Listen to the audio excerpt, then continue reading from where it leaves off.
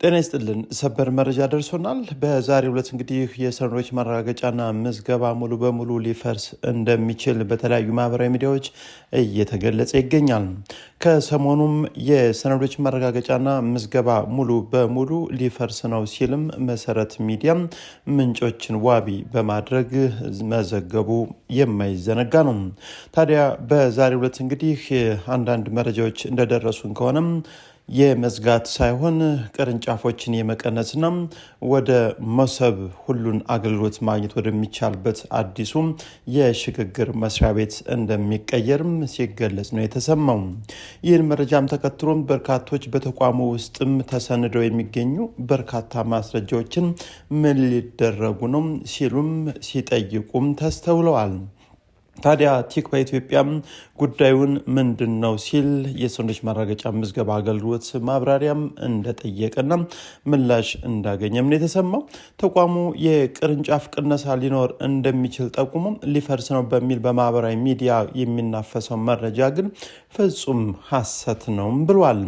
የፌዴራልና የሰነዶች ማረጋገጫ ምዝገባ አገልግሎት ዋና ዳይሬክተር አቶ ሐሚድ ኪኒሶም ለቲክ በኢትዮጵያ በሰጡት ማብራሪያ ተቋሙ ከመሰብ የአንድ ማዕከል አገልግሎት ጋር በቅንጅት መስራት መጀመሩንም ገልጸው ይህም የአሰራር ሽግግር እንጂ የመፍረስ ሂደትም እንዳልሆነም ተናግረዋል።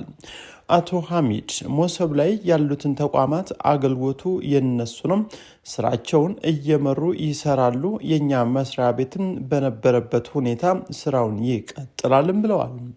ይሁን እንጂ አገልግሎቱን በአንድ ማዕከል ለማምጣት በሚደረገው ጥረት ምክንያትም የቅርንጫፎች ቅነሳ አካሄድ ሊኖር ይችላል ሲሉም ተናግረዋል። ተቋሙ ባወጣው ይፋዊ መግለጫ ደግሞ በአሁኑ ወቅት በፌዴራልና በአዲስ አበባ በሚገኙ ቅርንጫፍ ጽህፈት ቤቶች መሰብን ጨምሮ ዲጂታላይዝድ የሆነ አገልግሎት ተደራሽ እያደረገ መሆኑንም ገልጿል። አገልግሎቱ በቀን ከ6000 በላይ ተገልጋዮችን በማስተናገድ ላይ እንደሚገኝ የጠቀሰው መግለጫው ተቋሙ ሊፈርስ ነው ተብሎ የሚወራው ወሬ ግን ሐሰተኛ መረጃ ነው ተብሏል።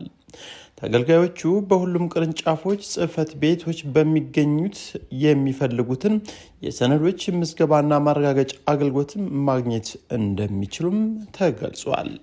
ይህ በእንዲህ እንዳለ እንግዲህ መሰረት ሚዲያ ሰሞኑን እንደገለጸው ከሆነ ሊታጠፉ ወይም ሊዘጉ የሚችሉ ቅርንጫፎችንም ጠቅሷል።